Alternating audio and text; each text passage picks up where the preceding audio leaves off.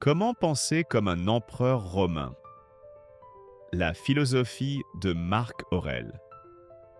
Dans un monde rempli de défis et de bouleversements, certains trouvent dans la sagesse du passé une voie vers la stabilité et l'équilibre. Le livre Comment penser comme un empereur romain de Donald Robertson présente l'histoire de Marc Aurèle, dernier des philosophes stoïciens, en la combinant avec la science moderne pour offrir un guide pratique visant à développer la résilience émotionnelle et à affronter les adversités. L'auteur raconte comment Marc Aurèle a utilisé les principes du stoïcisme et de la thérapie cognitive pour surmonter les crises et triompher de la douleur, faisant de lui un modèle vivant de leader, empreint de sagesse et de calme intérieur, même dans les moments les plus difficiles. La mort et la perspective supérieure. La première leçon essentielle du livre invite le lecteur à affronter la réalité de la mort avec une vision transcendante. Robertson souligne que la mort est une partie inévitable de la vie et que la philosophie stoïcienne nous prépare à cette vérité difficile. La mort n'est pas une fin catastrophique, mais un état dépourvu de douleur et de sensations, ce que les stoïciens décrivaient comme calme et paix. En adoptant cette perspective, on apprend à ne pas être accablé par la peur du destin inévitable, mais à le considérer comme un cadre naturel des choses. Cette conscience de l'inévitabilité de la fin aide à élargir notre perspective et nous conduit à apprécier le moment présent, libéré de l'inquiétude constante concernant l'avenir. L'inévitabilité de la mort et vivre avec sagesse. En lien avec le conseil précédent, le livre insiste sur le fait que l'acceptation complète de la réalité de la mort permet une compréhension plus profonde de notre vie. Marc Aurèle a compris dès sa jeunesse que tous sont petits aux yeux du temps, et que la vie est courte et éphémère, quelle que soit sa durée. Robertson souligne que la prise de conscience de l'impermanence de la vie nous pousse à cesser de perdre du temps en plaintes et en inquiétudes, et nous incite à vivre avec pleine conscience et sagesse. Ce principe élimine l'idée de perfection permanente et enseigne à l'homme à chercher une véritable valeur dans son quotidien, plutôt que de poursuivre frénétiquement des désirs passagers. Les premières impressions et la clarté du langage. Marc Aurèle n'était pas le seul à croire en la nécessité de construire une barrière intérieure contre les perturbations psychologiques. Notre réaction aux événements se divise en deux étapes. La première est automatique et involontaire. C'est l'impression initiale générée par l'événement. La seconde est un choix volontaire par lequel nous répondons à cette impression. Si nous ne pratiquons pas la maîtrise de soi, nos impressions internes, peur, jalousie, ressentiment, peuvent ébranler notre stabilité. C'est pourquoi Robertson insiste sur l'importance d'utiliser un langage objectif et concis pour décrire les choses.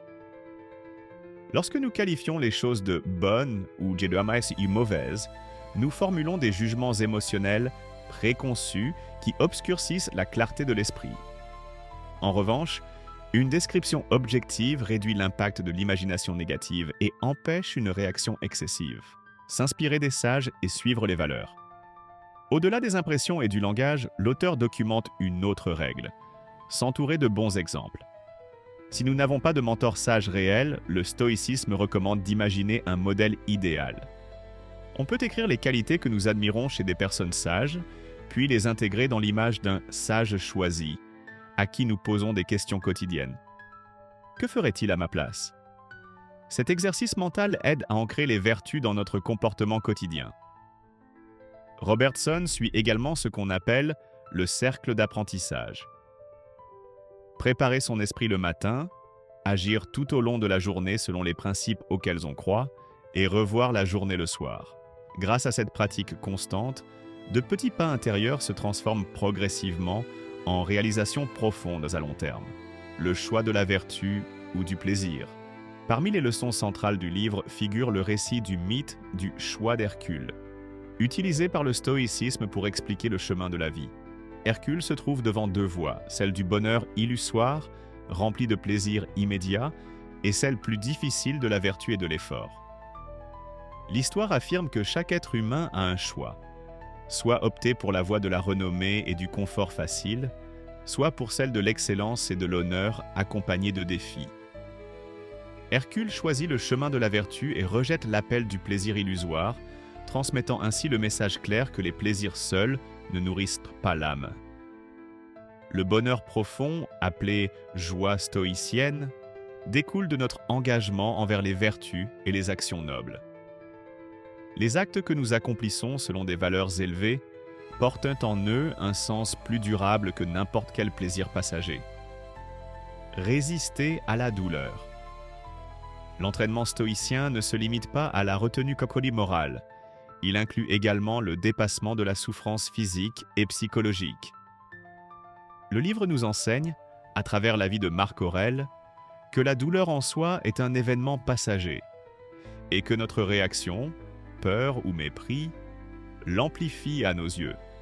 Marc se rappelait constamment que son corps était faible, mais son esprit ferme, et que l'intensité de la douleur dépendait de notre jugement et non de sa réalité. Selon les stoïciens, on distingue entre la douleur physique d'une part et notre réaction à celle-ci d'autre part.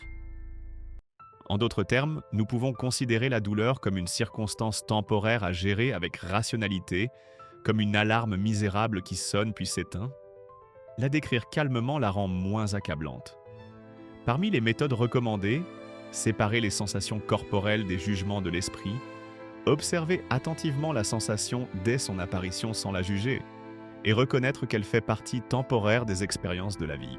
La forteresse intérieure et l'affrontement de la peur.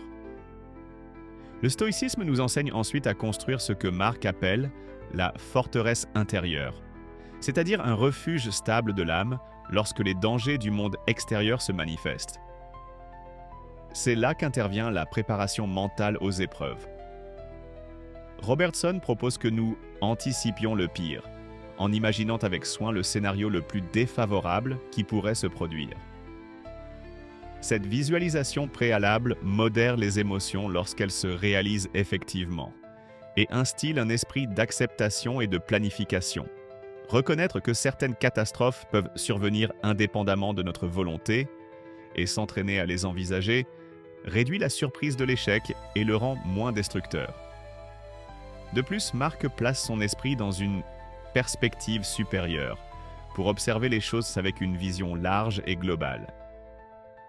Il nous rappelle que tout autour de nous est en perpétuel changement et que ce que nous considérons comme une catastrophe peut sembler insignifiant si on le regarde 20 ans plus tard. Les études psychologiques recommandent ce qu'on appelle le report de l'inquiétude, avec des étapes similaires. Identifier tôt les pensées préoccupantes, fixer un moment précis pour y réfléchir, puis reporter la réflexion une fois ce temps écoulé, en notant les pensées si nécessaires. Ces techniques nous aident à nous libérer du cercle vicieux de l'anxiété excessive et à offrir à notre esprit un espace pour vivre avec clarté et un meilleur jugement. Le parcours personnel de Robertson. On pourrait se demander, qu'en est-il de l'auteur lui-même ? Donald Robertson raconte que son cheminement vers le stoïcisme a commencé par une expérience personnelle profonde. Après le décès de son père, il s'est retrouvé confronté aux grandes questions existentielles sur le sens du chagrin et de la mort. Pour lui, le stoïcisme n'était pas un sujet académique, mais une découverte qui a changé toute sa trajectoire. Robertson est devenu psychothérapeute, combinant les séances de thérapie cognitive avec la philosophie stoïcienne, convaincu que les principes de ces anciens peuvent transformer véritablement la vie des individus. Comprendre ce contexte personnel explique pourquoi le livre est à la fois une biographie approfondie de Marc Aurèle et une pratique psychologique contemporaine, ce qui confère aux idées une profondeur humaine et une pertinence pratique.